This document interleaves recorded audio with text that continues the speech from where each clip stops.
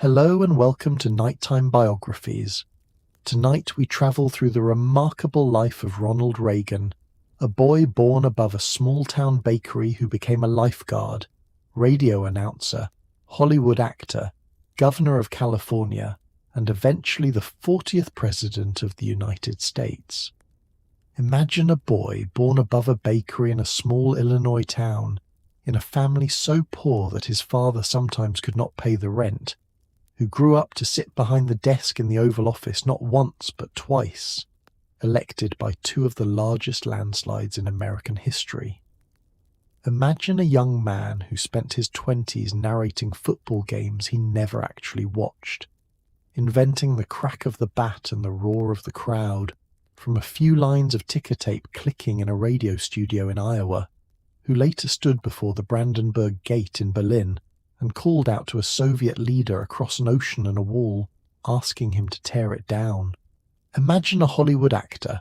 a man who spent decades playing soldiers, cowboys, and college football heroes on screen, a man some called an unlikely candidate for anything serious, who nonetheless became the 40th president of the United States, survived an assassin's bullet with a joke on his lips, and left office as one of the most popular presidents of the 20th century. This is the story of Ronald Wilson Reagan. It is a story of small towns and big dreams, of radio waves and film reels, of quiet Illinois winters and the bright, harsh lights of California sound stages, and finally of a presidency that reshaped American politics for a generation. It is the story of a man who believed, with an almost unshakable optimism, in the goodness of ordinary people and the promise of American life. But to understand how a bank teller's son from Tampico, Illinois, ended up negotiating the end of the Cold War, we must go back to the very beginning. Before you settle in for the story tonight, if you find these long, quiet biographies helpful for drifting off to sleep, consider following along and leaving a note in the comments about whose life you would like to hear next. Now, let us begin, gently, in a cold February in the American Midwest. Consider the strangeness of the path this life would take. From a rented apartment above a shop, to a lifeguard's chair above a dangerous river, to a radio booth inventing baseball games from a few scattered words on a telegraph slip, to a Hollywood sound stage, to the governor's mansion of the nation's largest state, and finally to the most powerful office on earth, from which he would help guide the peaceful conclusion of a 50-year confrontation between two nuclear superpowers. It is a story that, told plainly, might strain credulity, were it not so thoroughly documented, so carefully verified across decades of journalism, biography and historical record. We must go back to 1911, to a flat little town on the banks of the Rock River, where a boy who would one day be called the Great Communicator first opened his eyes.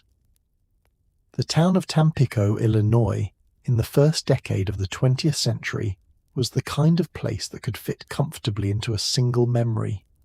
Its main street ran only a few blocks. Grain elevators rose above the flat farmland like the only mountains for miles. The Hennepin Canal passed nearby, a quiet reminder of an earlier age of American transportation, already being eclipsed by the railroads that crossed through such small towns and connected them to Chicago, to the wider world, to possibility. This was the American Midwest at the turn of the century.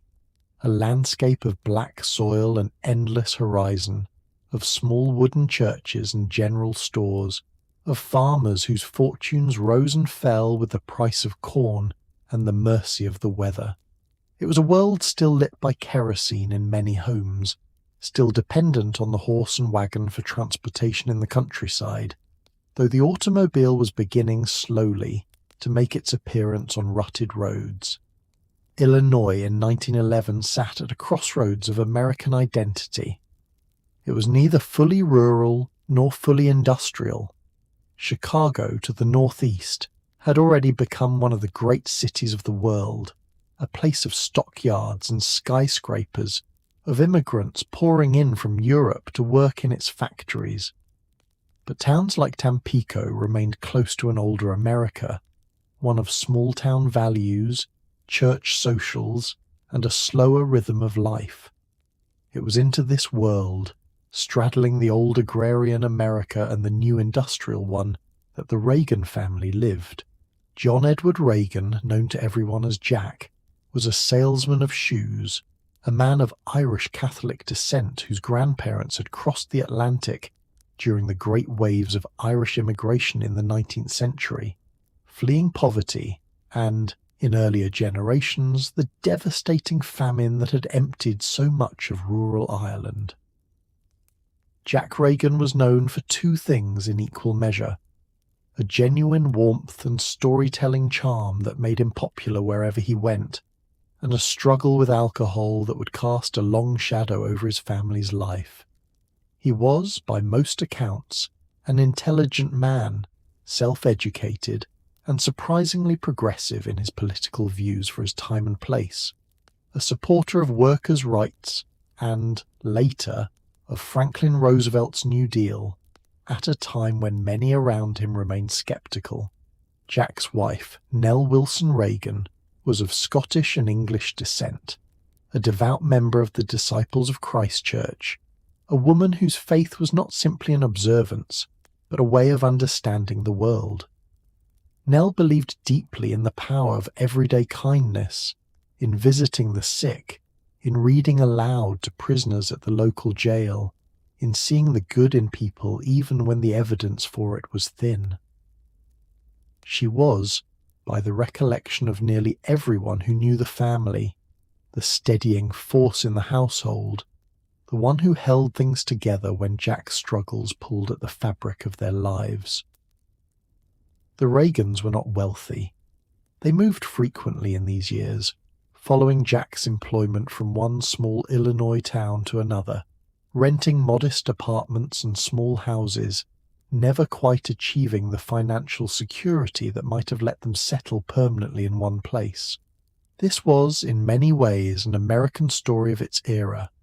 a family clinging to the lower rungs of the middle class, hoping each new position, each new town, might bring the stability that seemed always to be just out of reach. It was into this itinerant, hopeful, struggling family that a second son was born. On February 6, 1911, in a small apartment above the H.C. Pitney General Store in Tampico, Nell Reagan gave birth to a boy. The delivery was difficult, and for a time it seemed the baby might not survive. But he did, arriving into the world with, as his father would later joke, a set of lungs loud enough to wake the whole town.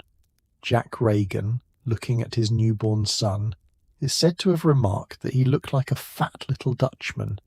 and from that moment the boy carried a nickname that would follow him for the rest of his life: Dutch. His formal name was Ronald Wilson Reagan, the middle name honouring his mother's family. He would rarely use it. To his family, to his friends, to the working men on film crews decades later, and eventually to a nation, he would simply be Dutch, or later, Ronnie, or finally, Mr. President. But in that cold apartment above a general store, on a February morning in 1911, he was simply a new baby, red-faced and loud, in a family that had very little money. But, in Nell's steady faith, no shortage of hope. The rooms above the store were small, heated by a stove, lit by gas lamps, filled with the ordinary sounds of small-town commercial life below. Customers coming and going, the bell above the shop door, the low murmur of Tampico's daily business. It was not a grand beginning. There would be no manor house, no ancestral estate, nothing resembling the childhoods of the wealthy families whose sons so often found their way into American politics. Ronald Reagan's earliest home was 2 rented rooms above a shop in a town of a few hundred people, and this fact would remain throughout his life a source of genuine pride rather than embarrassment. He would often speak decades later of his small-town origins as the foundation of his understanding of the American character. His older brother, Neil, born 2 years earlier, would become his closest companion in these early years, a relationship marked by the particular closeness and rivalry of brothers raised in a household where money was always tight and moves were always coming. The two boys would remain connected throughout their lives, though their personalities and eventually their politics would diverge in ways that surprised those who knew them as boys. The world outside that small apartment in 1911 was itself on the edge of enormous change. The automobile age was dawning. The airplane, only 8 years old as an invention, was still a novelty and a marvel. In just 3 years, a war would begin in Europe that would draw in the United States and reshape the 20th century. In Tampico, none of this was yet visible. What was visible was the flat Illinois land stretching to the horizon, the grain elevators catching the morning light, and a newborn boy whose crying, his father joked, could be heard clear across town. The Reagan family did not stay in Tampico. Jack's work as a shoe salesman took the family through a series of small Illinois towns in these early years.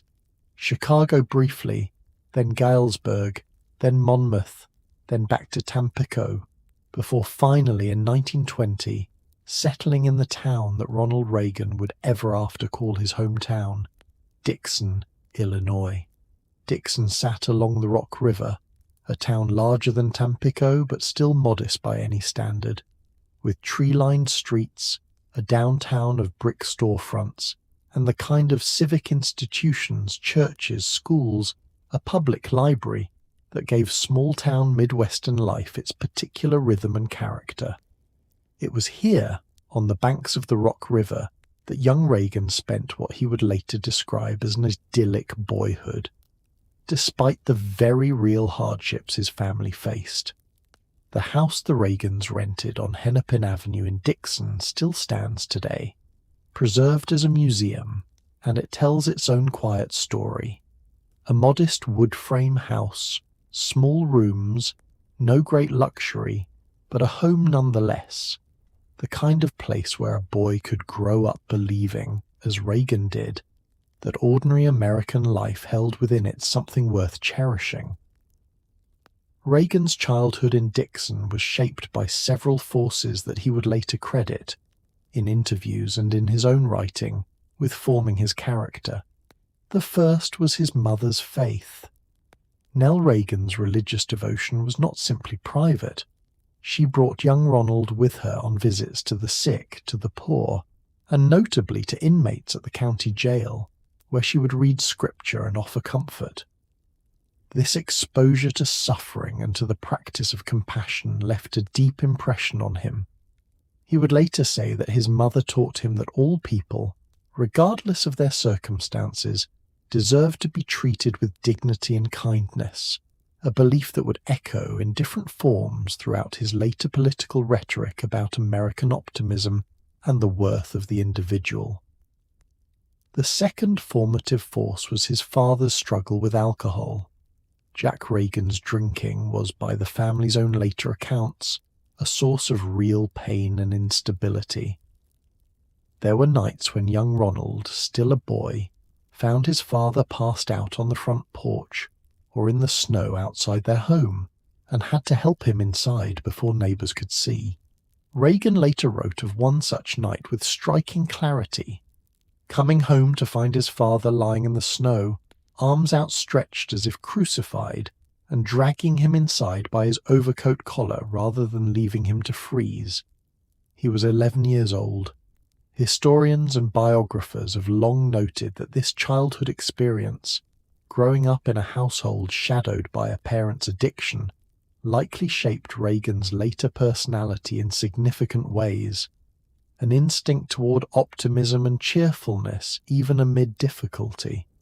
A certain emotional distance that some who knew him later in life, even those closest to him, would remark upon. and a deep, almost willed belief that things would work out for the best. Where some children of alcoholic parents grow bitter or withdrawn, Reagan seemed instead to develop an almost protective sunniness, a determination to see the good in people and situations, even when the evidence around him suggested otherwise. This trait, whatever its psychological origins, would serve him remarkably well in both his acting career and his political life. Nell, for her part, refused to let her sons view their father with contempt. She explained his drinking as an illness rather than a moral failing, a relatively progressive view for the era, and encouraged her boys to feel compassion rather than shame. This too left its mark. Reagan rarely spoke ill of his father in later years, and would credit him, alongside his mother, with instilling in him a sense of racial and religious tolerance unusual for small-town Illinois in that period. Jack Reagan, despite his struggles, refused to let his sons watch the film The Birth of a Nation for its glorification of the Ku Klux Klan, and would not permit the family to stay in hotels that excluded Jewish guests. These small, concrete lessons in fairness left an impression that Reagan carried with him for the rest of his life. School in Dixon offered young Reagan both structure and a stage. He attended Southside Elementary School and later Dixon High School, where he proved to be a middling but engaged student, more interested in sports, drama, and social life than in academic distinction. He was nearsighted, a fact not diagnosed until he was a teenager, which had made him seem clumsy and uncoordinated in sports before he finally received glasses. The discovery of a whole sharper world through his new lenses was, by his own later account, something of a revelation. Once properly fitted with glasses, Reagan discovered a genuine athletic ability, and football in particular became a passion, though his eyesight and relatively slight build limited how far this could take him competitively. It was at Dixon that Reagan first discovered two things that would define the rest of his life: performance and heroism through rescue. He joined the school's drama productions, participating in plays throughout his high school years, and even at this early age he displayed the natural stage presence that would later serve him on the Hollywood screen and behind the presidential podium alike. He had a good memory for lines, an easy way of inhabiting a role, and an instinct for audience connection that his teachers and fellow students noticed even then. But it was the second pursuit, the rescue of swimmers, that gave Dixon's teenage Reagan his first taste of genuine local fame, and, arguably, his first understanding of what it meant to be looked up to. For 7 summers, from the age of 15 through his college years, Reagan worked as a lifeguard at Lowell Park, a stretch of the Rock River just outside Dixon known for its dangerous currents. He worked long hours, from 10 in the morning until the light faded in the evening, sitting atop a wooden lifeguard chair, watching the water with a kind of vigilance that only someone who understood real danger could maintain. Over those 7 summers, Reagan was credited with saving 77 lives, a number he was proud enough of that he famously carved a notch into a log for each rescue. Some of these rescues were dramatic. Swimmers caught in the river's treacherous undertow, panicked and thrashing, pulled to safety by a lean, dark-haired teenager who did not hesitate to dive in after them. Others were less dramatic but no less important. Young children who had wandered too far, tired swimmers who simply needed a strong arm to guide them back to shore. What is notable, and what Reagan himself remarked on later in life with a certain wry humour, is that very few of those he rescued ever thanked him. Most, in the embarrassment of having needed rescuing at all, simply swam or walked away without a word. This experience taught him something he would carry into his political career, that doing the right thing rarely comes with immediate gratitude, and that a person must find their own satisfaction in having done it regardless. This period of Reagan's life, roughly from his early teens through his college years, established the essential contours of the man he would become. He was, even then, disciplined about his work in ways that surprised those who knew him primarily as an easygoing, cheerful young man. He held down his lifeguard job with total reliability, never missing a shift, never leaving his post unattended, even as friends came and went along the riverbank in the carefree spirit of small-town summers. He was also, in these years, developing his political sensibility, though not yet in any formal sense. Growing up in a household that supported organised labour and that had personally experienced economic hardship, Reagan absorbed early lessons about the precariousness of working-class American life, lessons that would later inform his support as a young man for Franklin Roosevelt and the New Deal, before his political view shifted rightward in later decades. There was, in this Lowell Park lifeguarding, also a quieter lesson about isolation and responsibility that shaped the young man in ways he would only fully articulate decades later. Sitting alone atop that wooden chair for hours at a stretch, scanning the water for any sign of trouble, Reagan learned a particular kind of vigilance, a discipline of attention that could not be relaxed even when nothing appeared to be happening. Friends who spent those summers with him recalled a young man who took the responsibility with unusual seriousness for someone his age, who refused invitations to leave his post even for brief stretches,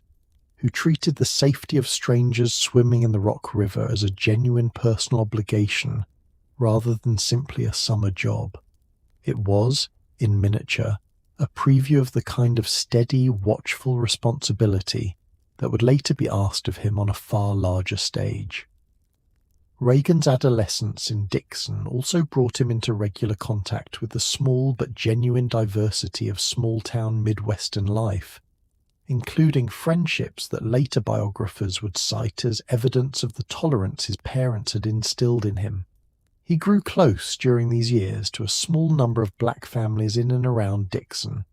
at a time when overt racial prejudice remained common throughout much of American society, and he later recalled with evident pride bringing black teammates home for meals when local restaurants and hotels refused to serve them during football road trips, a pattern of quiet personal decency that would recur in various forms throughout his life, even as his later political record on civil rights legislation would draw more mixed assessments from historians. In 1928, Reagan graduated from Dixon High School and, that fall, enrolled at Eureka College, a small liberal arts institution in Eureka, Illinois, affiliated with the Disciples of Christ Church that his mother held so dear. The choice of Eureka was practical as much as anything. The college offered him a partial athletic scholarship for football and swimming, and it was a school his family could afford barely, with additional money Reagan earned himself through summer lifeguarding and various jobs washing dishes in the school cafeteria to help cover his remaining expenses. Eureka College in the late 1920s was a small campus of perhaps 250 students, the kind of intimate academic community where a young man with charisma and ambition could quickly make his mark. Reagan majored in economics and sociology, though by his own later admission his academic performance was unremarkable. His real education at Eureka came through extracurricular life. He played football, albeit as a substitute more often than a starter given his size and eyesight limitations. He swam competitively. He acted in student theatrical productions, continuing the passion first kindled in Dixon's high school plays, and perhaps most significantly for his future path, he became deeply involved in student government and campus politics. In his freshman year, Reagan participated in what became a defining moment of his college experience, a student strike protesting the college administration's decision to cut academic programs and faculty positions during a financial crisis at the school. Reagan, then just 18 years old, was chosen to deliver a speech to the student body rallying support for the strike. It was his first experience of public speaking to a large, emotionally invested crowd, and by his own account it was a revelation. He discovered, standing before his fellow students, that he possessed a genuine ability to move people with words, to read a room, to build toward a rhetorical crescendo that left listeners cheering. The strike succeeded. The president of the college was forced to resign, and Reagan, though hardly aware of it at the time, had discovered the skill that would eventually carry him to the presidency of the United States. These college years also deepened his engagement with the broader currents of American life. The stock market crash of 1929 occurred during his sophomore year, plunging the nation into the Great Depression just as Reagan was coming of age. The economic catastrophe that followed touched nearly every family in America, including indirectly the Reagans, whose already precarious financial situation grew more difficult still. Jack Reagan's employment became increasingly unstable during these years, and the broader hardship visible throughout the country left a lasting impression on the young Reagan, one that would inform, if sometimes in surprising and evolving ways, his political thinking for decades to come. By the time Reagan graduated from Eureka College in 1932, in the depths of the Great Depression, he was a young man of considerable charm, modest academic achievement, real athletic ability, and an increasingly evident gift for performance and persuasion. He did not yet know what he wanted to do with his life. Acting seemed a distant, almost fantastical ambition for a boy from Dixon, Illinois. But another possibility, closer at hand and rooted in his lifelong love of sports, presented itself: radio. The years following Reagan's graduation from Eureka College tested the confidence and optimism that had defined his youth. The Great Depression had devastated the American economy, and jobs, particularly for a young man with a liberal arts degree and no specific trade, were scarce. Reagan later described driving from radio station to radio station across the Midwest that summer of 1932, asking for any kind of work and being turned away again and again. It would have been easy, in that stretch of rejection, for a lesser spirit to abandon the search and settle for whatever work could be found. But Reagan persisted. His break came at radio station WOC in Davenport, Iowa, where a program director, impressed by Reagan's genuine enthusiasm and his easy, confident speaking voice, gave him a tryout announcing a University of Iowa football game.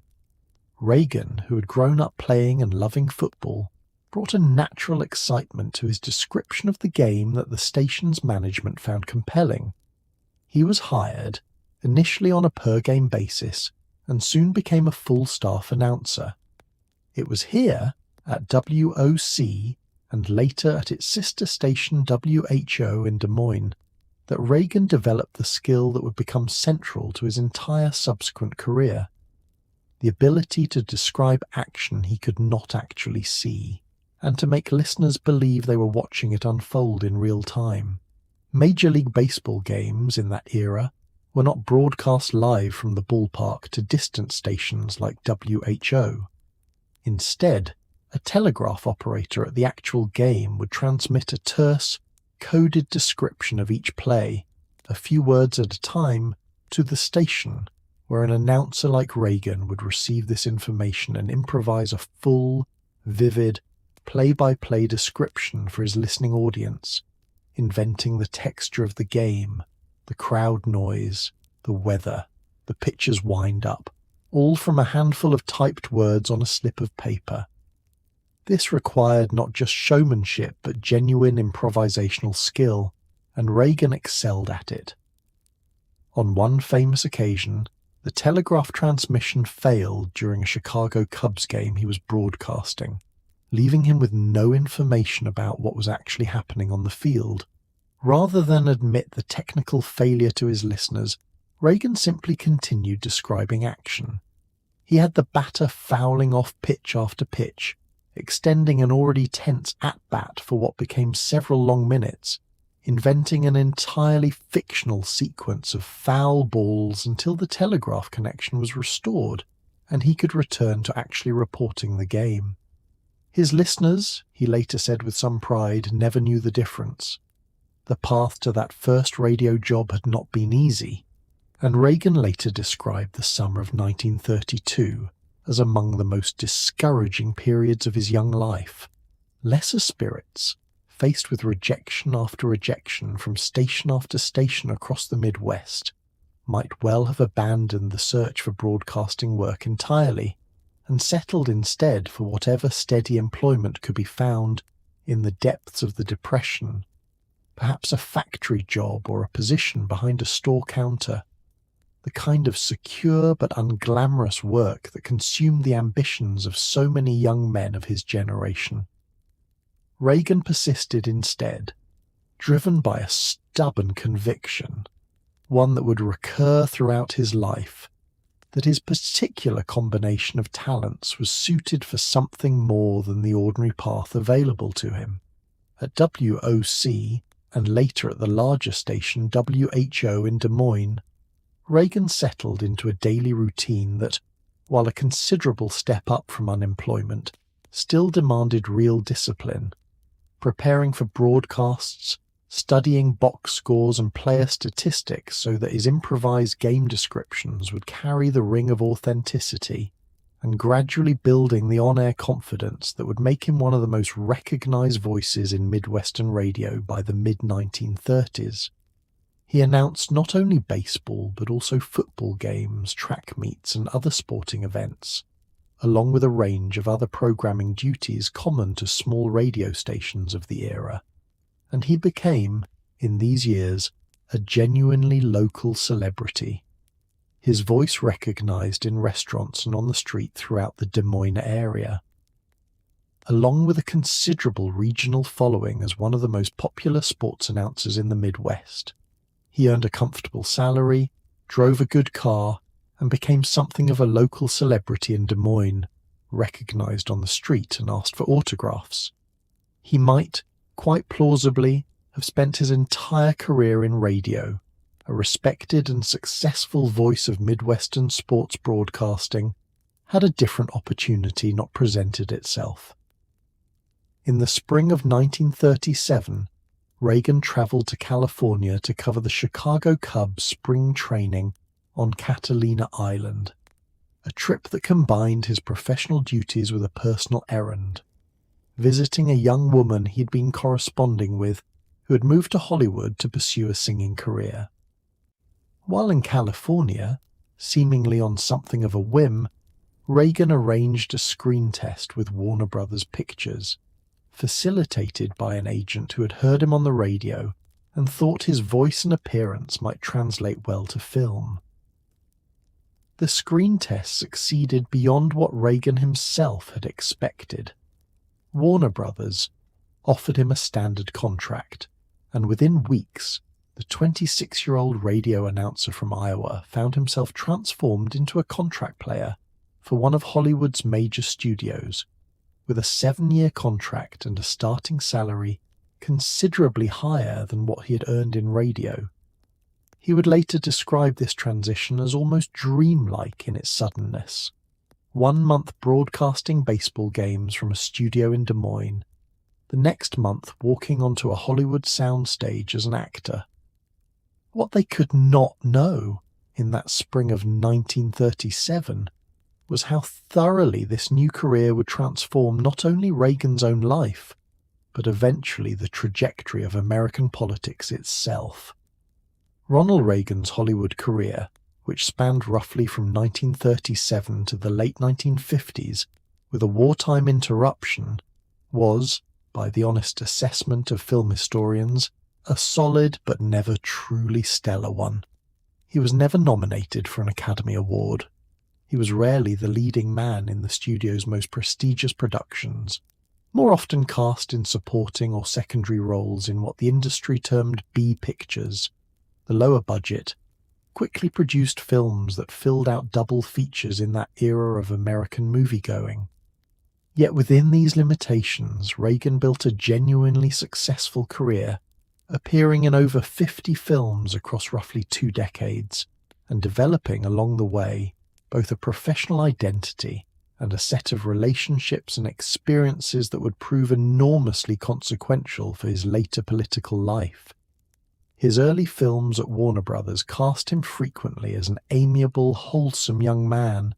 a type that suited his natural screen presence. Earnest, likable, unthreatening, the sort of young American everyman audiences found easy to root for. This screen persona was not far from Reagan's actual personality, by most accounts of those who worked with him, a fact that made him a reliable and popular presence on set, even when the material itself was unremarkable. 2 roles stand out in his filmography as genuinely significant. The first came in the 1940 film Knut Rockne All-American, in which Reagan played George Gipp, a real-life Notre Dame football player who died young of a streptococcal infection in 1920. In the film's most famous scene, the dying Gipp delivers a deathbed request to his coach, asking that the team, someday, when the game is going against them, win one for the Gipper. The line, and Reagan's earnest delivery of it, became genuinely famous, following him for the rest of his career and eventually his political life. Decades later, as a politician, Reagan would be nicknamed the Gipper by supporters and the press alike, a nickname he embraced with evident pleasure, using it to connect his political persona to the same themes of underdog determination and team loyalty that the original film had celebrated. The second significant role came in the 1942 film King's Row, in which Reagan played a young man whose legs are needlessly amputated by a sadistic doctor. The film's most memorable scene features Reagan's character waking from surgery, looking down at the space where his legs should be, and crying out, "Where's the rest of me?" Reagan himself considered this his finest acting performance, and the line became the title of his 1965 autobiography. Film critics generally agreed that King's Row represented the high point of his dramatic range, a rare instance in which the material allowed him to display genuine emotional depth beyond his more typical amiable lightweight roles. Reagan's Hollywood career was interrupted by American entry into the Second World War. Reagan had joined the U.S. Army Reserve Cavalry in 1937, before his film career began, and following the attack on Pearl Harbor in December 1941, he was called to active duty. However, his severe nearsightedness, the same condition that had limited his athletic career in his youth, disqualified him from combat duty. Instead, the Army assigned him to its first motion picture unit, based in Culver City, California, essentially allowing him to continue working in the film industry while in uniform, producing training films and morale-building pictures for military audiences. Reagan later reflected that this period taught him a great deal about the discipline of large-scale organizational filmmaking under real-time pressure, skills that, while modest in comparison to the sacrifices of combat veterans, nonetheless deepened his appreciation for the machinery of American military mobilization during wartime, an appreciation that would echo, decades later, in his commitment as president to rebuilding American military strength after the perceived weaknesses of the 1970s. This assignment, while it spared Reagan the horrors of actual combat, nonetheless represented genuine and often demanding wartime service. Over the course of the war, Reagan appeared in and helped produce dozens of training and propaganda films, worked long hours, and by his own later account felt a certain frustration and even guilt at not seeing combat duty as many of his contemporaries did. He remained in this role for the duration of the war, reaching the rank of captain before his discharge in 1945. The post-war years brought Reagan back to a film industry and a broader American society undergoing significant transformation. It was during this period, in the late 1940s, that Reagan's political engagement deepened substantially, setting in motion the transition that would eventually carry him from Hollywood to Sacramento to Washington. In 1947, Reagan was elected president of the Screen Actors Guild, the labor union representing film actors, a position he would hold for 6 consecutive one-year terms before serving an additional term in the 1950s. This role placed him at the center of one of the most turbulent periods in Hollywood's history, the post-war anti-communist investigations conducted by the House Un-American Activities Committee, and the broader industry conflict over alleged communist influence within the film unions. Reagan's own political views during this period were in genuine transition. He had grown up in a household sympathetic to organized labor and had supported Franklin Roosevelt enthusiastically as a young man, even campaigning for Democratic candidates in the 1940s. But his experience as Screen Actors Guild president, navigating labor disputes, and what he came to believe was genuine communist infiltration, attempting to gain influence within Hollywood unions, moved him gradually toward a more conservative, anti-communist political stance. He testified before the House Un-American Activities Committee in 1947, though his testimony was notably more measured than that of some other Hollywood figures who appeared before the committee, expressing concern about communist influence, while also cautioning against the violation of civil liberties in the pursuit of it. This period also brought significant change to Reagan's personal life. In 1940, he had married the actress Jane Wyman, and the couple had 2 children together, a daughter named Maureen and an adopted son named Michael, along with a 3rd child who died shortly after birth. The marriage, however, deteriorated over the course of the 1940s, strained by the differing trajectories of their careers, Wyman's career ascending toward an Academy Award, while Reagan's remained comparatively modest, and by what Wyman herself later described as fundamental incompatibilities between them, including Reagan's increasingly consuming political activities, which she found tedious. The couple divorced in 1949, a painful experience for Reagan, who by his own account and that of friends fell into a genuine depression in the month that followed, uncertain about both his career and his personal life.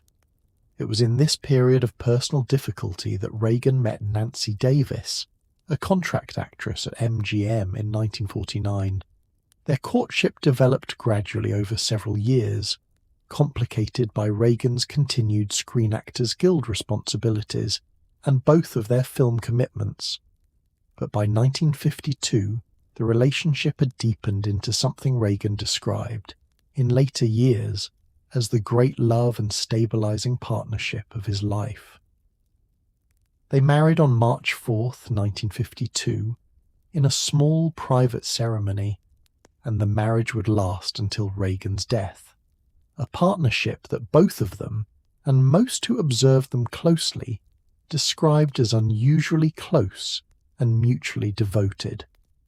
They would have 2 children together, a daughter named Patty and a son named Ron. Life on the Warner Brothers lot during these years followed its own particular daily rhythm,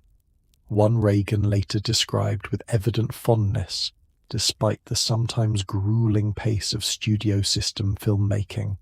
Contract players like Reagan were expected to report early, often before dawn for makeup and wardrobe, and to work long days that might stretch well into the evening, frequently juggling 2 or even 3 pictures in various stages of production simultaneously. Since the studio system of that era prized efficiency and volume over the more deliberate singular focus that would characterize later eras of filmmaking. Reagan was known among directors and fellow actors as reliably professional, punctual, easy to work with, and willing to accept the roles assigned to him without the temperamental complaints that made some of his more famous contemporaries difficult to manage. This same even temperament, the same willingness to accept his assigned role and perform it capably without excessive drama, would later be remarked upon by his political staff as a defining trait of his presidential management style as well. Reagan's social circle in these Hollywood years included a wide range of actors, directors, and studio executives, and he became known for a genuine warmth and generosity that made him broadly well liked within the industry, even among those who did not share his increasingly conservative political views as the 1940s gave way to the 1950s. He enjoyed horseback riding throughout these years, a passion that had begun in his cavalry service and that would remain with him for the rest of his life, and he maintained an active interest in physical fitness that kept him looking notably younger than his actual age throughout his career, a fact that served him well as leading man roles grew scarcer with the passing years. By the mid-1950s, Reagan's film career was clearly winding down, the leading roles becoming scarcer as he aged out of the youthful everyman parts that had defined much of his earlier work. In 1954, he made a pivotal career transition, becoming the host of General Electric Theatre, a weekly television anthology series sponsored by General Electric. This role would prove transformative in ways that extended well beyond entertainment. As part of his contract with General Electric, Reagan was required to tour the company's plants and facilities across the United States, delivering speeches to employees and increasingly to community groups, business organizations, and civic gatherings in the towns where GE had operations. Over roughly 8 years in this role, Reagan is estimated to have visited nearly all of General Electric's plants and given speeches to hundreds of thousands of workers and community members across the country. This experience proved to be, in effect, an extended national speaking tour that honed Reagan's rhetorical skills to a degree few aspiring politicians could ever match, while simultaneously exposing him directly to the concerns, frustrations, and hopes of ordinary working Americans across dozens of states. His speeches during this period increasingly emphasized themes of free enterprise, limited government, and skepticism of the expanding federal bureaucracy, themes that would become the ideological core of his later political career. What began as fairly standard corporate goodwill speeches gradually evolved, over the course of these years, into what Reagan himself would later semi-jokingly call the speech, an increasingly refined and politically pointed stump address that laid out his emerging conservative philosophy. By the early 1960s, Reagan's political transformation was essentially complete. He had begun his adult life as a New Deal Democrat, admiring Franklin Roosevelt. He would end this period of his life as a committed conservative, increasingly active in Republican politics, and, in 1962, he formally changed his party registration from Democrat to Republican, explaining famously that he had not left the Democratic Party, but that the party had left him. For nearly 2 decades, Reagan's true political ambitions had been building slowly and largely invisibly, disguised within what appeared to be an entertainment career. Year after year, through the General Electric years and beyond, he refined his rhetoric, tested his ideas before live audiences, and developed relationships with conservative political figures and donors who saw in him something more than an aging film actor with strong opinions. The turning point that thrust Reagan into national political prominence came on October 27, 1964, just a week before that year's presidential election, when Reagan delivered a nationally televised speech on behalf of the flailing Republican presidential campaign of Barry Goldwater. Titled "A Time for Choosing," though it became known simply as the speech. The address was, in essence, a polished and powerful version of the stump speech Reagan had been delivering and refining for years on the General Electric circuit, now delivered to a national television audience. The speech laid out Reagan's conservative philosophy with striking clarity and rhetorical force, warnings about the dangers of expanding federal government, the erosion of individual liberty, the threat of international communism, and an appeal to what Reagan characterized as the fundamental choice facing Americans between individual freedom and government control. Though Goldwater went on to lose the 1964 election decisively to incumbent President Lyndon Johnson, Reagan's speech was widely regarded as the most effective moment of the entire campaign, and it raised more money for the Goldwater campaign than almost any other single event. More significantly for Reagan's own future, the speech transformed him overnight from a fading movie actor into a genuine national political figure. Conservative donors and activists in California, impressed by his performance, began actively encouraging him to consider running for public office himself. What they could not have fully anticipated watching that broadcast was that this speech would mark the true beginning of a path that would lead, 16 years later, to the presidency of the United States. In 1966, Reagan announced his candidacy for governor of California, challenging incumbent Democratic Governor Pat Brown. Reagan's campaign, again, benefited enormously from his decades of practiced public speaking and his comfortable, accessible television presence, qualities that stood in sharp contrast to more conventional politicians of the era. He campaigned on themes of restoring order amid the social unrest and campus protests that had roiled California, particularly at the University of California, Berkeley, and on reducing what he characterized as wasteful government spending and bureaucratic overreach. Reagan won the election decisively, defeating Brown by nearly 1 million votes, a remarkable political debut for a man who had never before held elected office. He was inaugurated as California's 33rd governor in January 1967, taking charge of the nation's most populous state at a moment of significant social turbulence, marked by the Vietnam War, the Civil Rights Movement, campus unrest, and the countercultural upheavals of the 1960s. Reagan's 2 terms as governor, from 1967 to 1975, were marked by a complicated record that in some ways foreshadowed the pragmatic conservatism of his later presidency.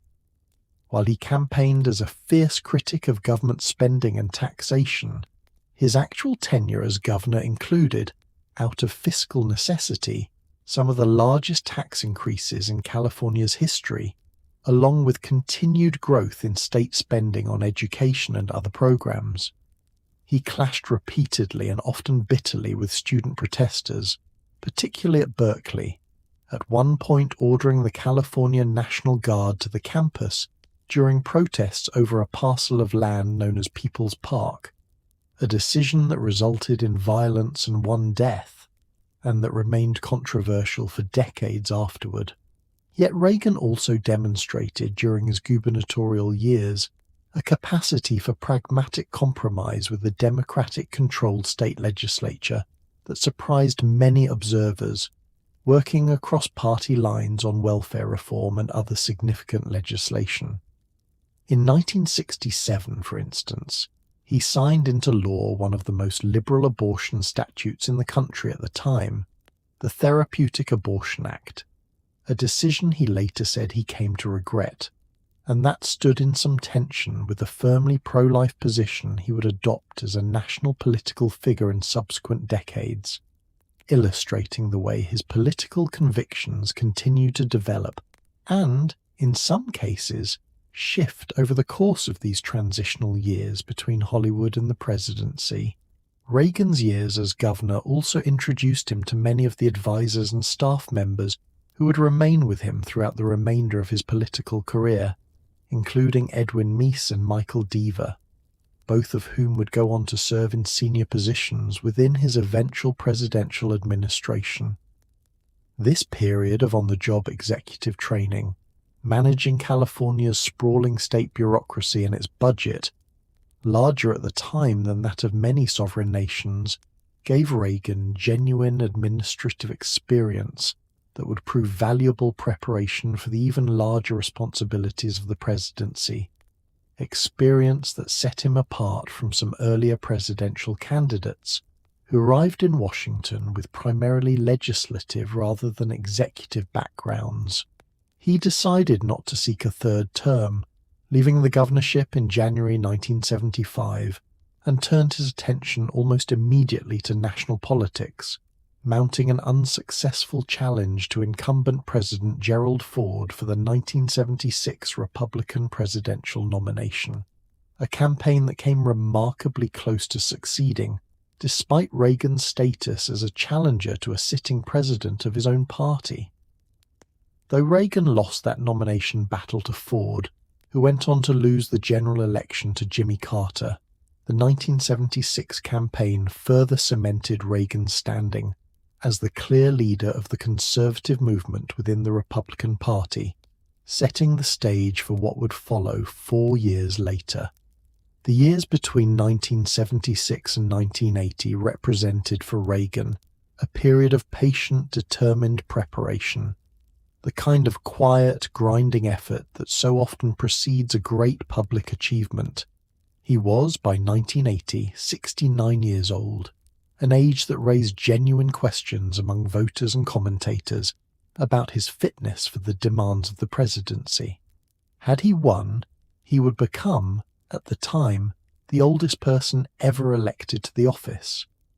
During these years, Reagan continued to build his national political organization, delivering paid radio commentaries 5 days a week that reached a substantial national audience and allowed him to continue refining and disseminating his conservative political philosophy, even while out of elected office.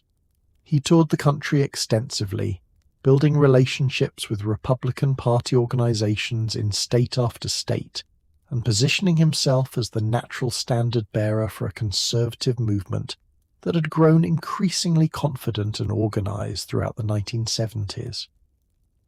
The national mood, by the time the 1980 presidential campaign began in earnest, had shifted in ways that favored Reagan's message. President Jimmy Carter's term had been marked by significant economic difficulty, including high inflation and unemployment that came to be known as stagflation, and by the humiliating Iran hostage crisis, in which 52 American diplomats and citizens were held captive in Tehran for over a year, a crisis that dominated news coverage and came to symbolize for many Americans a broader sense of national weakness and decline. Reagan's campaign message, optimistic in tone but sharply critical of the Carter administration's record, resonated with an electorate hungry for renewed confidence and economic revival. His famous debate question to the American public, delivered during his single debate with Carter just a week before the election, "Are you better off than you were 4 years ago?" crystallized the campaign's central argument with characteristic simplicity and effectiveness. The Republican primary campaign that preceded the general election had itself required Reagan to overcome a crowded field of rivals, including George H.W. Bush, who would go on to become his running mate and eventual successor, and whose sharp early criticism of Reagan's supply-side economic proposals as voodoo economics became one of the more memorable lines of the primary contest, a phrase Bush would spend much of the following decade trying to live down once he had joined Reagan's ticket. Reagan's ability to unify the party's various factions, from its more moderate establishment wing to its increasingly influential religious conservative base, energized in these years by the growth of the evangelical political movement, demonstrated the same coalition-building skill that had first been visible decades earlier in his student strike speech at Eureka College. On November 4th, 1980, Reagan won the presidential election in a landslide, carrying 44 states and receiving 489 electoral votes to Carter's 49, along with a popular vote margin of nearly 10 percentage points. The scale of the victory, along with Republican gains that flipped control of the United States Senate for the first time in over 2 decades, was widely interpreted as a genuine political realignment, a decisive rejection of the direction the country had taken, and an embrace of the conservative philosophy Reagan had spent 16 years, since that first televised speech in 1964, patiently articulating to the American public. Ronald Reagan was inaugurated as the 40th President of the United States on January 20th, 1981. In a moment of remarkable historical symmetry, the American hostages held in Iran were released within minutes of his taking the oath of office, ending the 444-day crisis that had defined so much of the preceding presidential term, a coincidence in timing that many Americans took as a hopeful omen for the new administration. Before continuing the story of Reagan's presidency, it is worth pausing to consider the man himself, the daily habits, the personality, and the private character that lay beneath the public figure so many Americans came to know through television screens and newspaper photographs. By the time he entered the White House, Reagan was already known for a famously disciplined and orderly daily schedule, a routine that reflected both his temperament and, some staff members privately noted, the natural energy limitations of a man in his 70s undertaking the most demanding job in the world. He typically rose early, around 7 in the morning, and after breakfast with Nancy, would arrive at the Oval Office by 9. His working day was structured around a series of scheduled briefings and meetings, and unlike some of his predecessors and successors, Reagan was famous among his staff for rarely working past 5 or 6 in the evening, and for almost never bringing significant amounts of work home with him at night, a habit that some critics characterized as detachment, but that Reagan himself, and many who worked closely with him, described simply as an ability to delegate effectively and to trust the capable people he had appointed to his administration. Physically, Reagan in his White House years remained a striking figure, tall, at just over 6 feet, with the same dark hair, only lightly touched by grey, that had served him so well on camera throughout his acting career, a fact that led to persistent rumours, always denied by Reagan and his staff, that he dyed it. He maintained a genuine commitment to physical fitness throughout his presidency, riding horses regularly at his California ranch, chopping wood as a favourite form of exercise and relaxation, and swimming when circumstances allowed. His nearsightedness, corrected since his teenage years by glasses and later contact lenses, remained a lifelong physical characteristic, one he had learned to manage so thoroughly that few Americans were even aware of it. Reagan's personality combined genuine warmth in public settings with what many who worked closely with him, including some cabinet members and even his own children, described as a certain private reserve, an emotional distance that made him difficult to know intimately even for those who spent years in close professional proximity to him. He was famous for his extensive repertoire of jokes and anecdotes, which he deployed constantly in cabinet meetings, in private conversations and in public speeches, often using humour to diffuse tense situations or to sidestep difficult or uncomfortable questions. Aides sometimes found this habit frustrating when they needed direct engagement on policy details, but the humour was also, by nearly universal account, entirely genuine rather than calculated, a natural expression of the same optimistic storytelling temperament that had characterized him since his radio announcing days in Iowa. His marriage to Nancy Reagan remained, throughout his presidency, an unusually close and visibly affectionate partnership. The two exchanged love letters even during periods when they were simply apart for a day's travel, a habit that continued from their earliest courtship through Reagan's final years. Nancy served not merely as a ceremonial First Lady, but as a genuine and influential advisor, particularly on matters of staffing and following the 1981 assassination attempt on her husband's life, on questions of his physical safety and schedule, about which she became notably protective, even consulting an astrologer, a practice that became a source of controversy when revealed publicly, in scheduling decisions meant to minimize risk to the president. Reagan maintained a genuine fondness for old friends from his Hollywood and radio years, and for the simple pleasures of ranch life at Rancho del Cielo, his property in the mountains above Santa Barbara, California, where he and Nancy retreated as often as the presidency allowed, often for extended periods, riding horses, clearing brush, and enjoying a rustic simplicity that stood in sharp contrast to the formal ceremony of Washington life. Staff and Secret Service agents who accompanied him to the ranch often remarked on how genuinely happy and relaxed Reagan appeared there, chopping wood or riding for hours across the property, a side of the president rarely visible to the broader public beyond the occasional photograph. Reagan's eating habits, while president, were notably simple and unpretentious for a man occupying such a formal office. He was famously fond of jelly beans, which he kept in a jar on his desk in the Oval Office, and which became something of a personal trademark, gifted by supporters and used as party favors at White House functions throughout his administration. He preferred simple American meals. Macaroni and cheese was a long-standing favorite, over the more elaborate state dinner fare his office required him to host regularly, and he maintained throughout his presidency a genuine preference for the plain, unfussy tastes of his small-town Illinois upbringing over the more cosmopolitan habits some might have expected of a former Hollywood actor.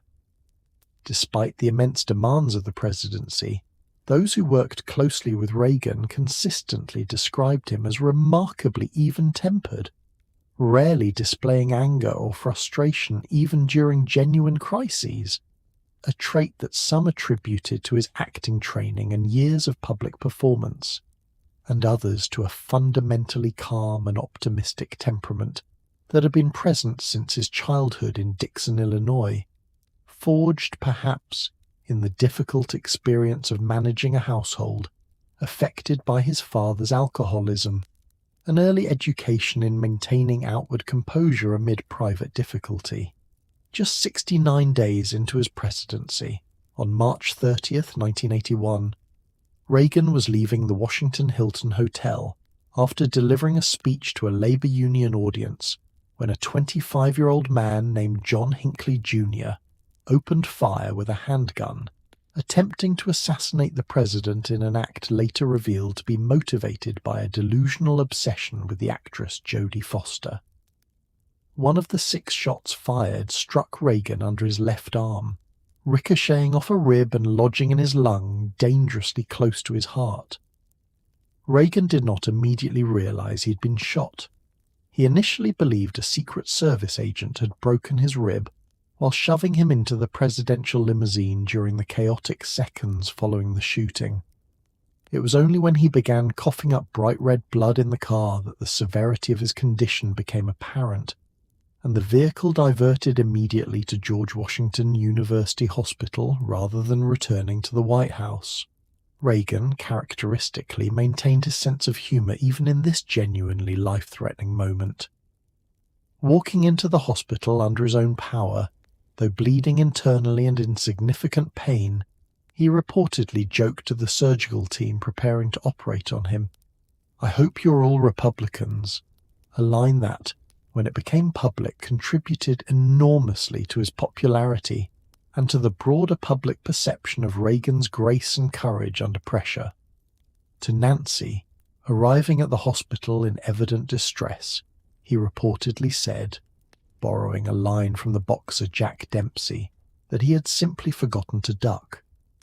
The surgery to remove the bullet and repair the damage to his lung lasted several hours, and Reagan lost significant amounts of blood. His condition, doctors later acknowledged, was considerably more serious than was publicly conveyed at the time, and he came remarkably close to dying in the hours immediately following the shooting. His recovery, however, was rapid, aided by his underlying physical fitness, and he returned to the White House within less than 2 weeks, resuming a full presidential schedule within a month, a recovery that itself became a powerful symbol of resilience that further boosted his public standing. 3 others were wounded in the same attack. White House Press Secretary James Brady, who suffered a severe and permanently disabling head wound that would affect him for the remainder of his life and that later inspired significant federal gun control legislation named in his honor, a Secret Service agent, and a District of Columbia police officer. Hinckley was later found not guilty by reason of insanity and confined to a psychiatric institution. In the weeks following the shooting, Reagan's staff noted a subtle but genuine change in the president's demeanor, a deepened appreciation, as he himself described it in private conversations and later in his own writing, for the fragility of life and a renewed sense of purpose regarding whatever time remained to him. Reagan, a man of genuine if understated religious faith throughout his life, wrote in his diary in the days after the shooting that he now believed his survival had been granted for some larger purpose, and that he owed whatever time remained to him to using it well, a reflection that friends and biographers alike have noted seemed to deepen his resolve regarding the major policy initiatives, both economic and eventually diplomatic, that would come to define the remainder of his presidency.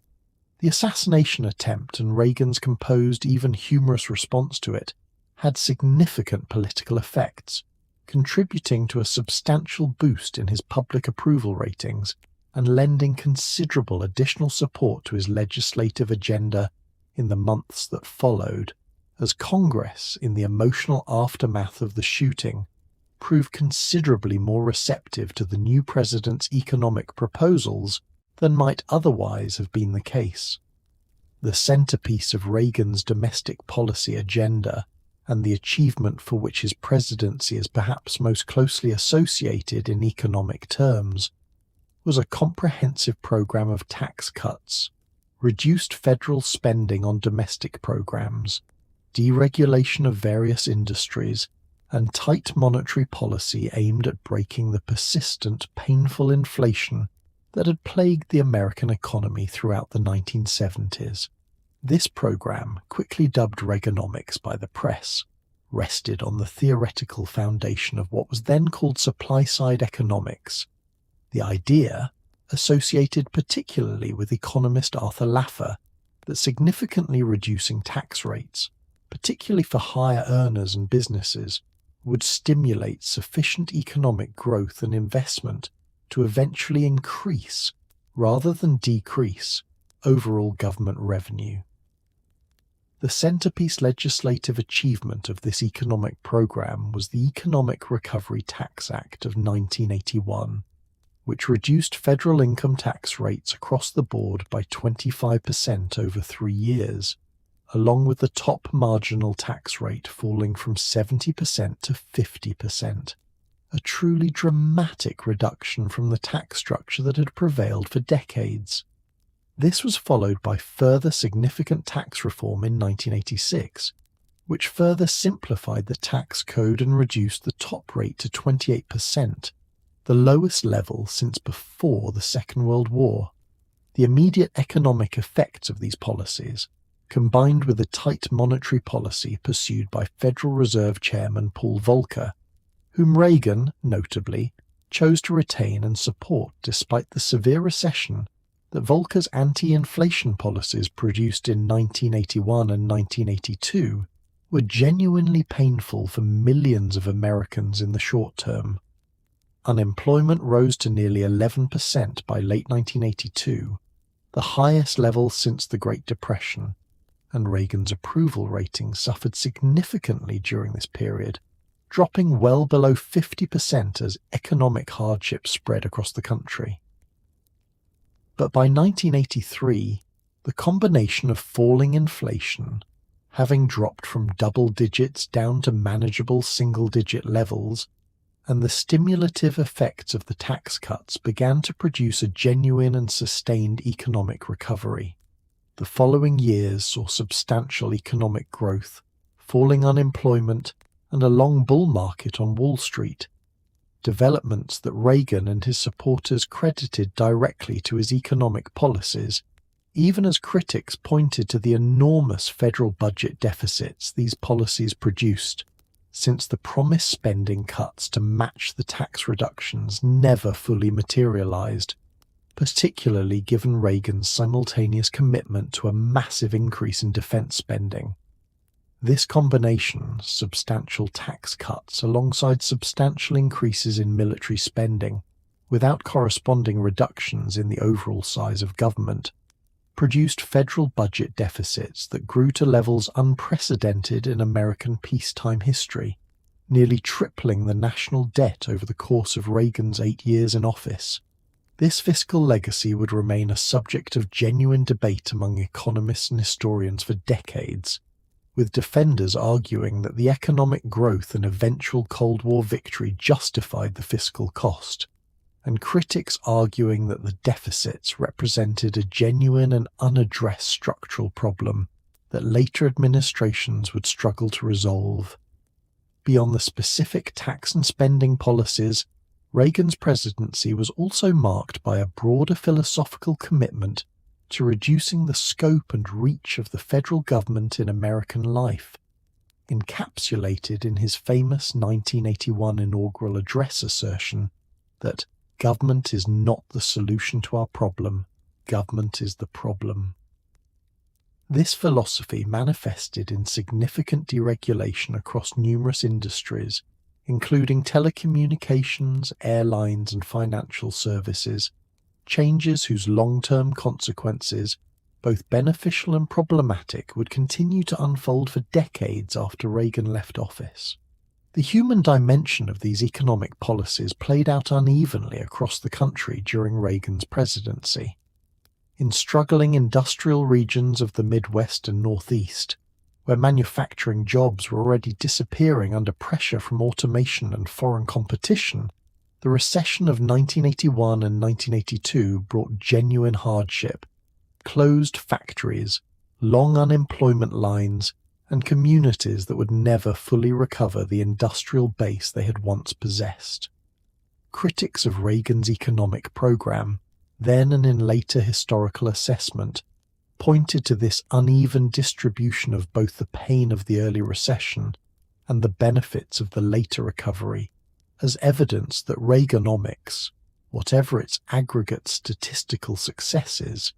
had widened the gap between wealthy and working-class Americans in ways that would have lasting social consequences. Defenders of the administration's record, by contrast, emphasized the sheer scale of job creation during the sustained economic expansion that followed the early recession, along with the psychological and practical benefit of finally breaking the inflationary spiral that had eroded the savings and purchasing power of ordinary Americans throughout the 1970s.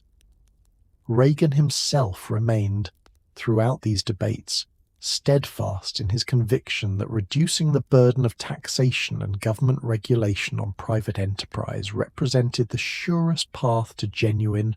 broadly shared prosperity, a conviction he had first begun articulating decades earlier during his years touring General Electric plants, and one he never abandoned despite the genuine hardship of the early 1980s recession. One of the most consequential domestic confrontations of Reagan's presidency came in August 1981, when the Professional Air Traffic Controllers Organization, a union representing federal air traffic controllers, went on strike in violation of federal law prohibiting strikes by government employees. The Controllers Union had notably been one of the few labour organisations to endorse Reagan's 1980 candidacy, a fact that made the confrontation all the more striking to observers at the time, and one that Reagan himself noted with evident regret, even as he insisted the rule of law left him no real alternative but to act decisively. Reagan, invoking that legal prohibition, gave the striking controllers 48 hours to return to work or face termination. When most refused, Reagan followed through, firing over 11,000 air traffic controllers and banning them from federal employment for life, a decision that dramatically weakened the American labor movement's confidence in the strike as an effective tool, and that many historians consider a watershed moment in the broader decline of American labor union power and influence over the subsequent decades. If Reagan's economic policies defined the domestic character of his presidency, his approach to the Cold War and the Soviet Union defined its international character,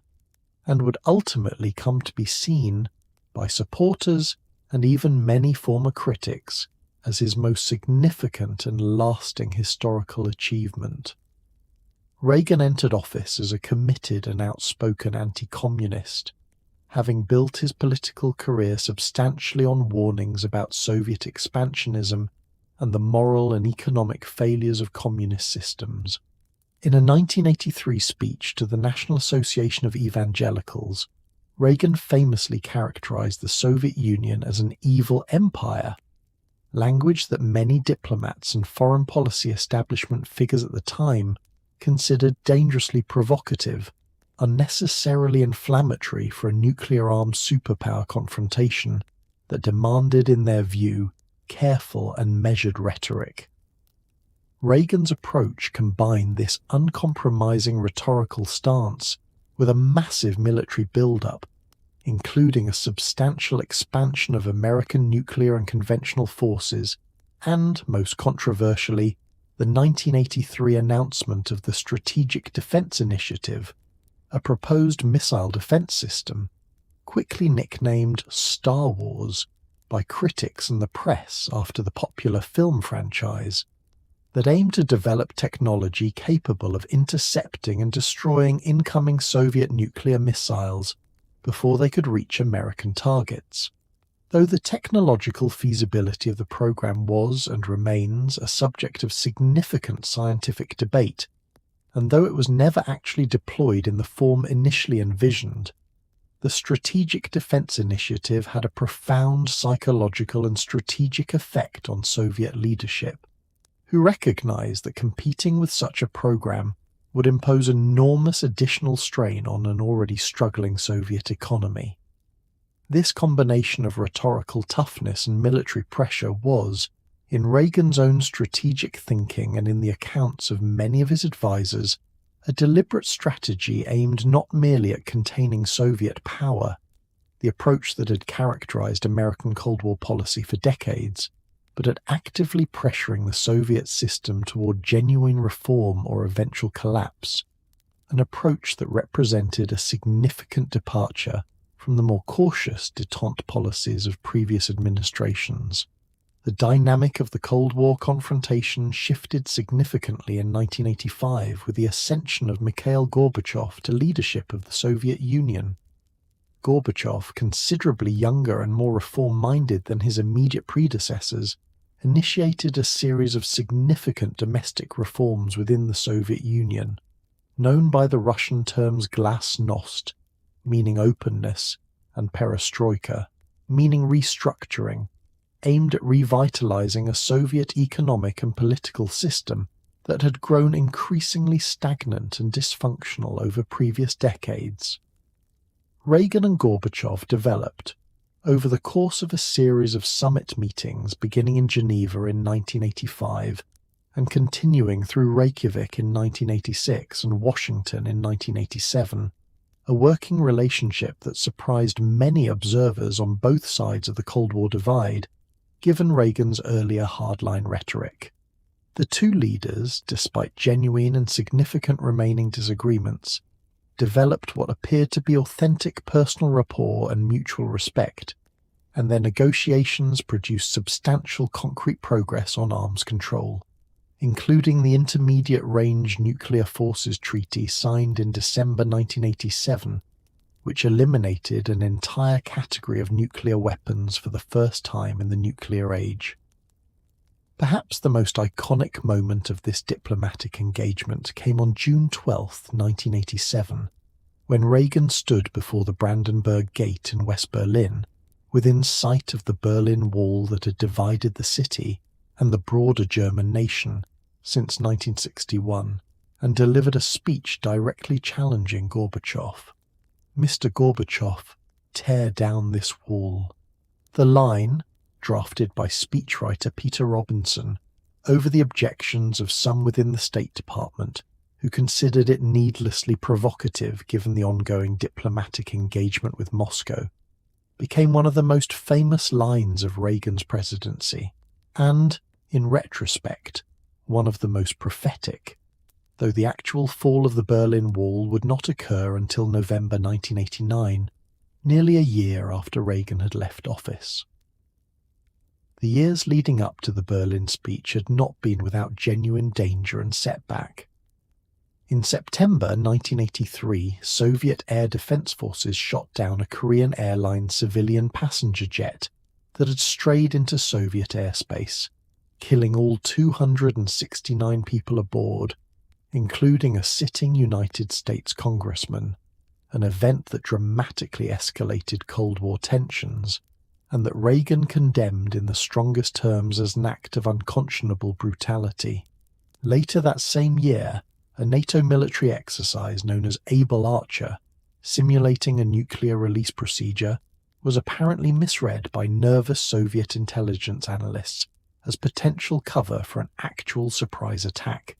bringing the two superpowers, largely unbeknownst to the American public at the time, to one of the most dangerous moments of unintended nuclear risk since the Cuban Missile Crisis 2 decades earlier.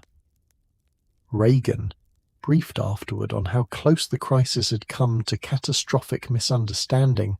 was reportedly genuinely shaken by how easily miscalculation might have led to nuclear war,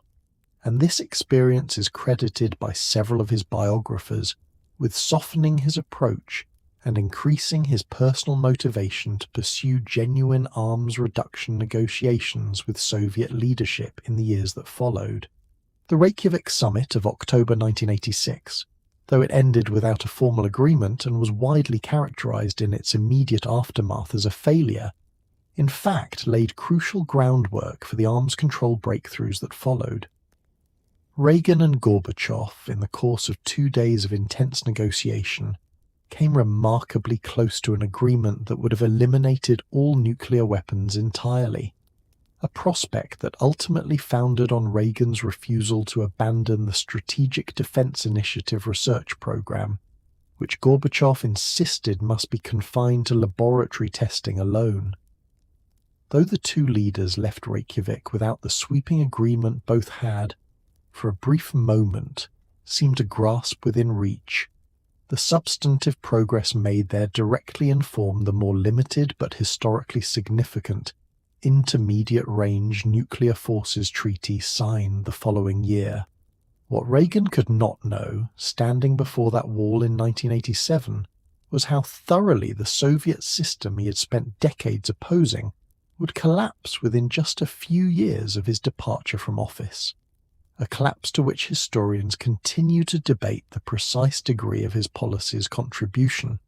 alongside the deeper internal contradictions and economic failures of the Soviet system itself and Gorbachev's own reform efforts. What is generally agreed upon, across a wide range of historical and political perspectives, is that Reagan's combination of military pressure, ideological clarity, and eventual genuine diplomatic engagement with Gorbachev played a significant and historically important role in the peaceful conclusion of a Cold War confrontation that had, for 4 decades, carried the genuine risk of nuclear catastrophe.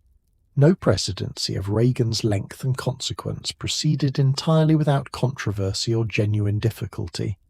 and the most significant crisis of his 8 years in office emerged in late 1986, when it was revealed that officials within his administration had secretly facilitated the sale of American weapons to Iran, at the time subject to an American arms embargo and considered a sponsor of terrorism, in a scheme originally intended to help secure the release of American hostages held by Iranian-linked groups in Lebanon. The scandal deepened considerably when it emerged that proceeds from these arms sales had been secretly diverted to fund the Contras, anti-communist rebel forces fighting the leftist Sandinista government in Nicaragua, in direct violation of a congressional prohibition known as the Boland Amendment on American funding for the Contras. This combination, the secret arms sales to Iran and the illegal diversion of funds to the Nicaraguan Contras, became known collectively as the Iran-Contra affair, and it represented the most serious political crisis of Reagan's presidency. Congressional investigations and an independent counsel inquiry that followed the revelations in late 1986 and throughout 1987 raised serious questions about how much Reagan himself had known about and authorized these operations, questions that were never entirely resolved to the satisfaction of all observers. Reagan himself, in a televised address to the nation in March 1987, acknowledged that the arms for hostages exchange had, in effect, become exactly what he had always insisted his administration would never do,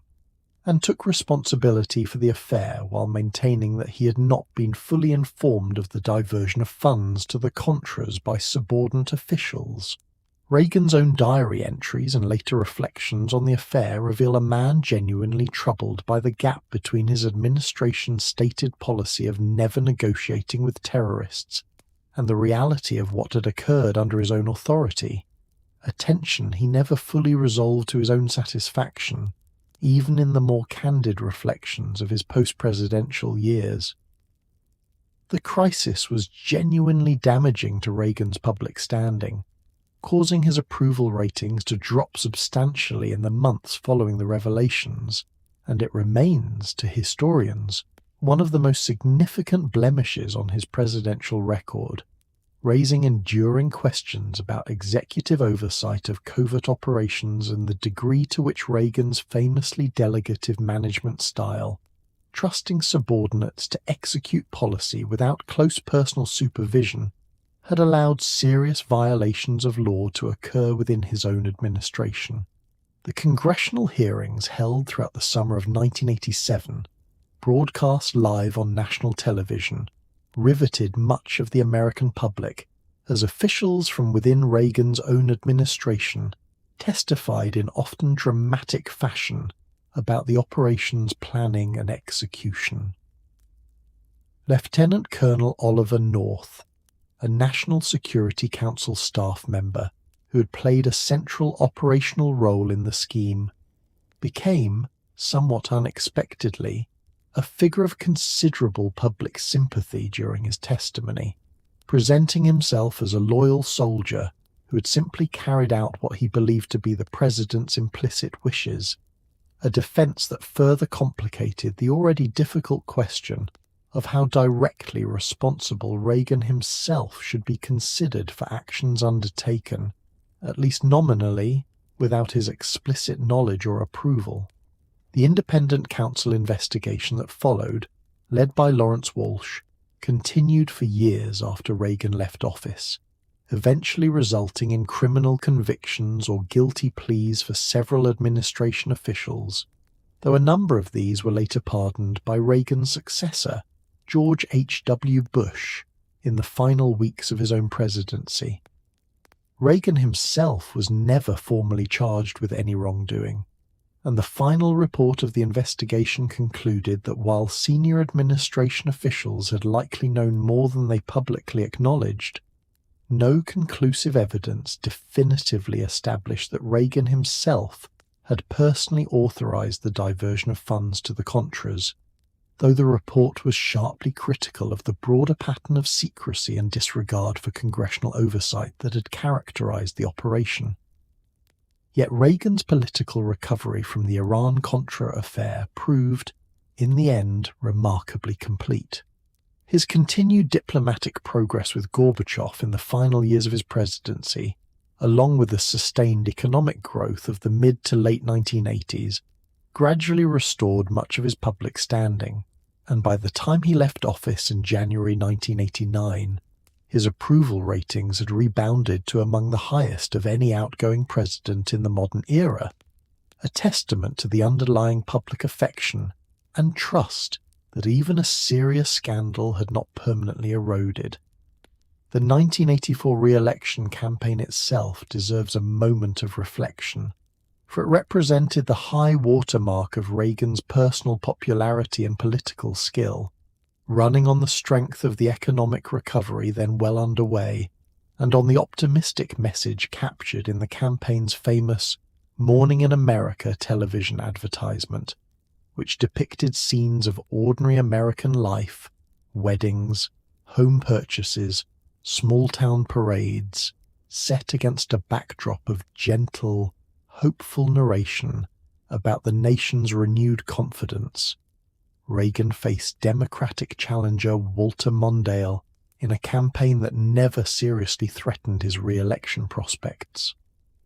One moment from the campaign's presidential debates became particularly famous and further reinforced the public sense of Reagan's easy charm, even as questions had begun to circulate,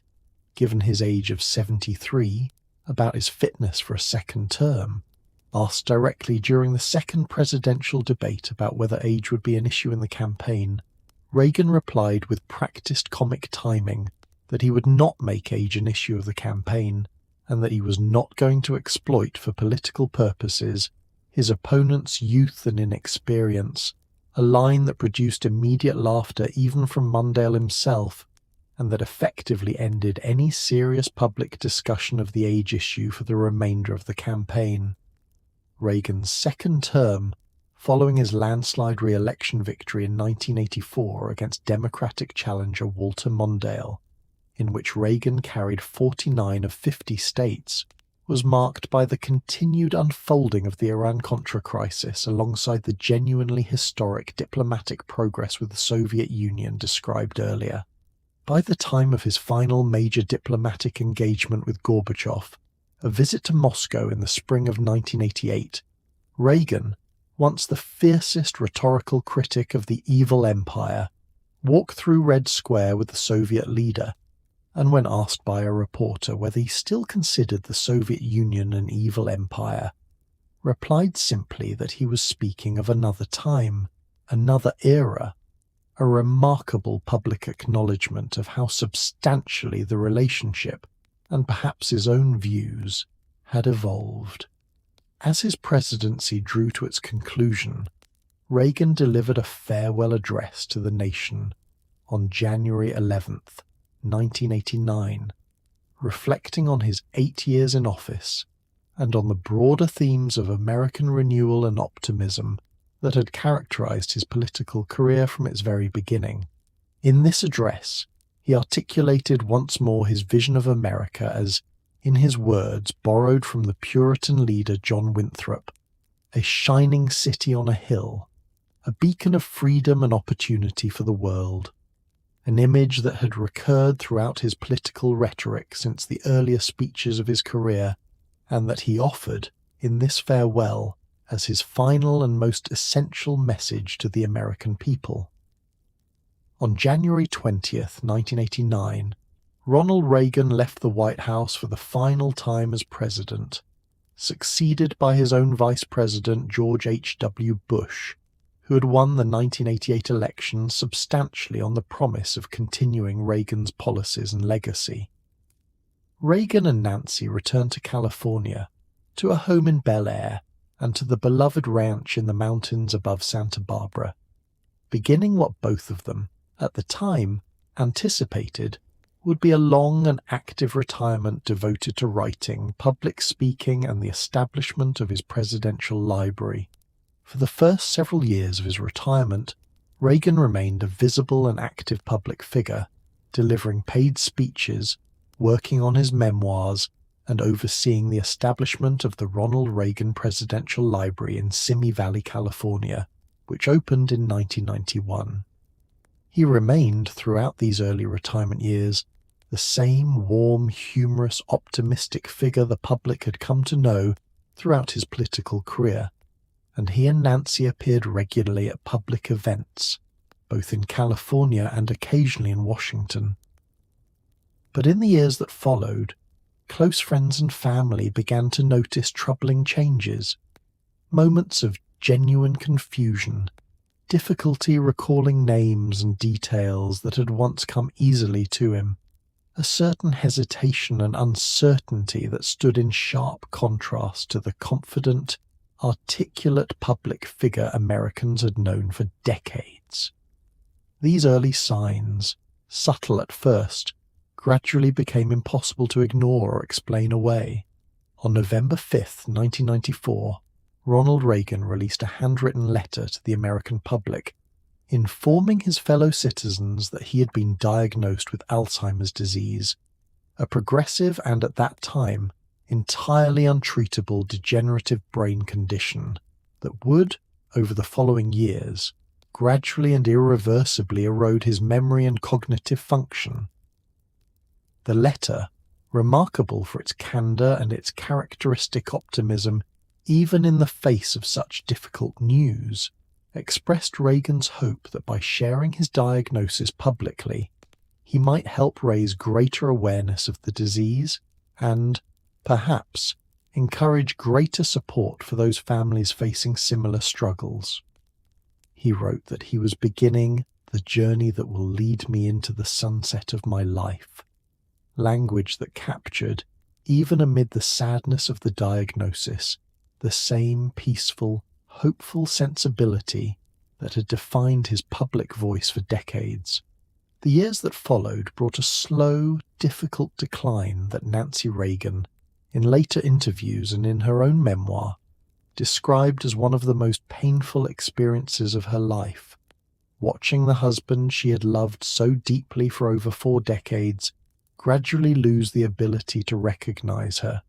to recall the details of the extraordinary life they had shared together,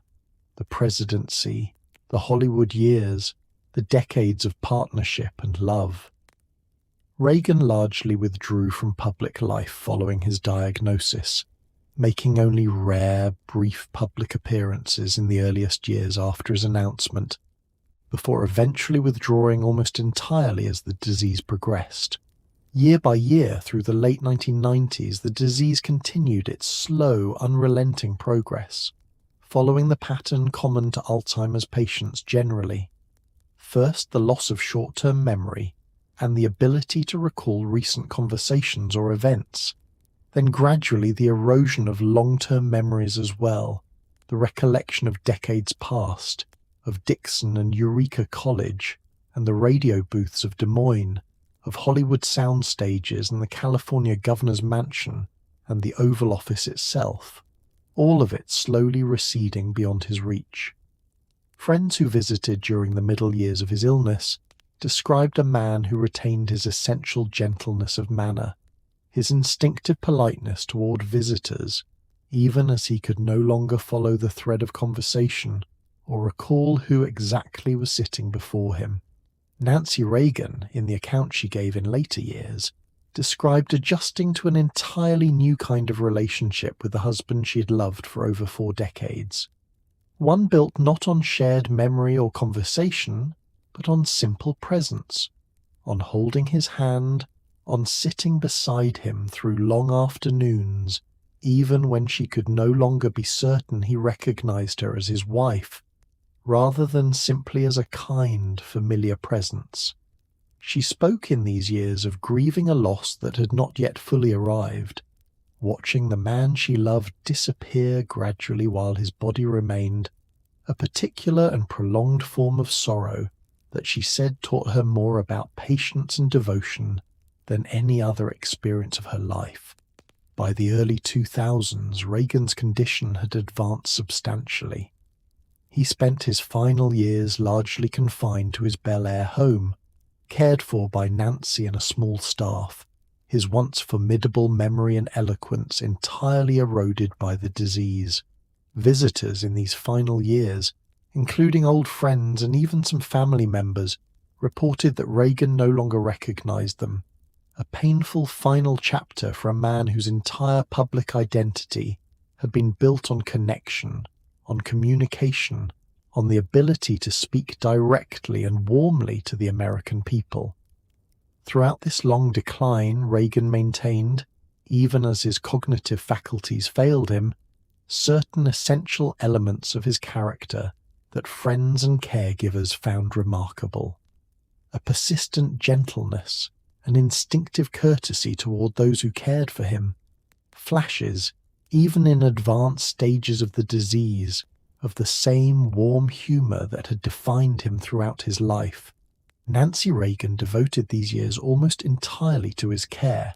rarely leaving his side, and her public advocacy during this period, calling for expanded federal funding for Alzheimer's research and, controversially, for expanded embryonic stem cell research, represented one of the most significant public contributions of her own life, undertaken in direct response to witnessing her husband's suffering. By the spring of 2004, Reagan's physical health, in addition to his advanced Alzheimer's disease, had begun to fail substantially. He had developed pneumonia, a common and often fatal complication in the final stages of Alzheimer's disease, as patients gradually lose the physical capacity to swallow safely and to clear their lungs of fluid. On the morning of June 5, 2004, at his home in Bel Air, California, surrounded by Nancy and his children, Ronald Reagan died peacefully at the age of 93, becoming at the time the longest-lived president in American history. Nancy Reagan, who had remained constantly at his bedside throughout his final hours, later described his passing as gentle and quiet, a peaceful conclusion to a long and difficult decline, and she remarked that in his final moment he had opened his eyes and looked directly at her, a moment she treasured as a final precious connection after so many years in which the disease had stolen his recognition of her. The news of Reagan's death prompted an outpouring of tribute and remembrance across the United States and around the world, from political figures across the ideological spectrum, from foreign leaders, and from ordinary Americans who had grown up during his presidency and who remembered, with genuine affection, the optimistic, confident voice that had defined an era of American political life. Reagan's body lay in state first at the Ronald Reagan Presidential Library in Simi Valley, and then, following a cross-country journey aboard Air Force One in the Capitol Rotunda in Washington, D.C., where over 100,000 mourners passed by his casket over the course of 34 hours, a testament to the depth of public affection that had followed him throughout and even beyond his political career. A state funeral was held at the Washington National Cathedral on June 11, 2004, attended by numerous foreign dignitaries, all four living former presidents at the time, and thousands of other mourners, with eulogies delivered by former British Prime Minister Margaret Thatcher, former President George H.W. Bush, and Reagan's own son, Ron Reagan, among others. Following the Washington ceremony, Reagan's body was returned to California, where a final sunset burial service was held at the Ronald Reagan Presidential Library. His casket lowered into the ground as the sun set over the surrounding hills, an image many observers noted seemed fittingly to echo his own farewell address years earlier, in which he had spoken of walking off into the sunset of his life. His epitaph, inscribed at his gravesite, reads simply, "I know in my heart that man is good, that what is right will always eventually triumph, and that there is purpose and worth to each and every life." It is a fitting final statement from a man whose entire public life, from the radio booths of Iowa to the Oval Office of Washington, had been built upon an unshakable, deeply felt optimism about the fundamental goodness of ordinary people and the enduring promise of American life. In the years since his death, Ronald Reagan's presidency has remained one of the most consequential and closely studied in modern American history, his influence extending well beyond the specific policies of his 8 years in office to reshape the fundamental contours of American political debate for decades that followed. Within the Republican Party specifically, Reagan's legacy achieved something approaching political sainthood in the years following his presidency, with subsequent Republican candidates and office holders routinely invoking his name, his policies, and his rhetorical style as the standard against which conservative political leadership continued to be measured, long after the specific circumstances of the 1980s had receded into history. His combination of optimistic rhetoric, commitment to tax reduction, and firm anti-communist foreign policy became, for a generation of Republican politicians, the essential template of conservative governance. Beyond partisan politics, Reagan's broader legacy touches numerous institutions and aspects of American life still visible today. Washington's National Airport was renamed Ronald Reagan Washington National Airport in 1998. His presidential library in Simi Valley remains a major public institution, hosting a nuclear-powered aircraft carrier's decommissioned superstructure, alongside extensive exhibits chronicling his life and presidency, and continuing to host Republican political debates and gatherings that underscore his continued symbolic importance within conservative politics. His approach to judicial appointments also left a lasting institutional legacy, most notably his 1981 nomination of Sandra Day O'Connor as the first woman to serve on the United States Supreme Court, a historic appointment that fulfilled a campaign promise and that remains, regardless of one's assessment of his broader judicial philosophy, a genuinely significant milestone in the history of the American judiciary. His subsequent appointments to the federal bench more broadly reflected his conservative legal philosophy and continued to shape American jurisprudence for decades after he left office, as many of the judges he elevated served long tenures extending well into the 21st century. The economic philosophy associated with his presidency, broadly characterized by lower taxation, deregulation, and skepticism of expansive government intervention in the economy, continued to shape American economic policy debates for decades following his departure from office, even as economists and historians continued to debate the precise economic consequences of his specific policies, including the substantial budget deficits his administration produced and the question of how much of the economic growth of the 1980s could genuinely be attributed to his tax and regulatory changes versus other broader economic factors. His foreign policy legacy, particularly regarding the conclusion of the Cold War, has generally received more consistent praise across the political spectrum than his domestic economic record, with historians of varying ideological perspectives generally acknowledging the genuine significance of his combination of military pressure and eventual diplomatic engagement with Gorbachev in contributing to the peaceful conclusion of a decades-long global confrontation that had, at its most dangerous moments, carried the genuine risk of nuclear war between the world's two superpowers. Perhaps Reagan's most enduring legacy, beyond any specific policy achievement, lies in the style and character of his public communication, the genuinely rare ability, honed across decades in radio, film, and television before he ever stepped into elected office, to speak directly and warmly to the American public in a manner that conveyed both conviction and genuine affection for his audience. This quality, which earned him the enduring nickname the Great Communicator, a term he embraced with characteristic modesty, insisting that it was not the skill of communication itself that mattered, but the substance of the ideas being communicated remains, to historians and political scientists, one of the essential elements explaining his sustained political success and his lasting hold on American public memory. Reagan's family life, complicated in ways common to many prominent American families, also formed a significant part of his personal legacy. His relationships with his 4 children, Maureen and Michael from his first marriage to Jane Wyman, and Patty and Ron from his marriage to Nancy, were often strained by the demands of his public career and by philosophical and political disagreements, particularly with his daughter Patty, who became an outspoken critic of many of her father's policies during his presidency, and his son Ron,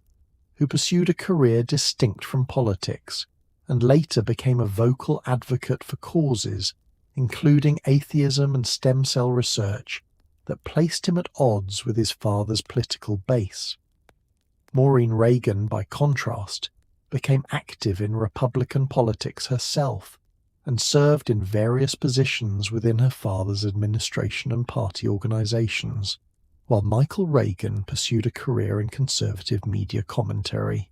These varied and sometimes difficult family relationships, played out partly in public view, added a layer of human complexity to the more polished public image Reagan projected throughout his political career, a reminder that even the most carefully managed public figures carry the same private complications common to nearly every family. Historians assessing Reagan's presidency in the decades since have generally converged on a more nuanced picture than either his most ardent admirers or his most severe critics tended to offer during his own lifetime. His handling of the AIDS epidemic, which emerged and spread with devastating consequences throughout the 1980s, has drawn particular and sustained criticism, with many historians and public health experts arguing that his administration was slow, even negligent, in acknowledging and responding to the crisis in its early years, a criticism that has only sharpened with the passage of time and the benefit of historical perspective on the scale of suffering the epidemic ultimately caused. His administration's record on civil rights and urban policy has similarly drawn mixed assessment, with critics pointing to reduced federal spending on housing and social welfare programs as having disproportionately harmed already vulnerable communities. At the same time, even many of Reagan's historical critics have generally credited him with genuine and significant achievements. The restoration of American economic confidence following the stagflation of the 1970s, the substantial reduction in inflation that improved the material lives of most Americans, and above all the skillful and ultimately successful navigation of the Cold War's concluding chapters, an achievement that stands, by most historical accounts, among the most consequential of any American president in the latter half of the 20th century. In the broader sweep of American historical memory, Reagan is now most often remembered for the particular combination of qualities that defined his entire adult life, stretching back to those radio broadcasts in Iowa, an instinctive, almost inexhaustible optimism about the American future, a genuine talent for connecting with audiences through the simplest and most direct forms of communication,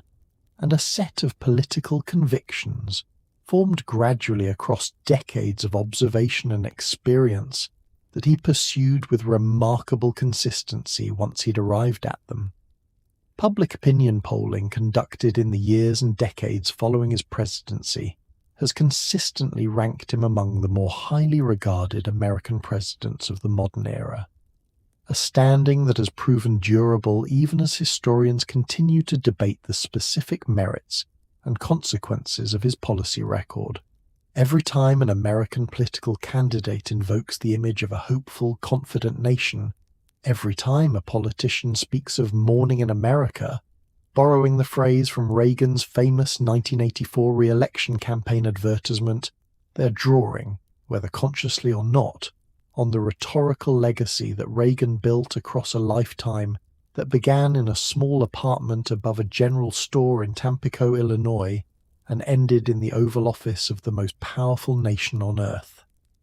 There is a particular kind of American story embodied in the life of Ronald Reagan, one that begins not in privilege but in genuine hardship. A childhood shadowed by a father's struggle with alcohol,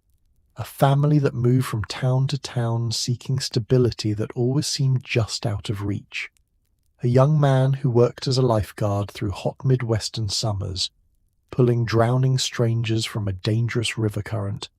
most of whom never thanked him.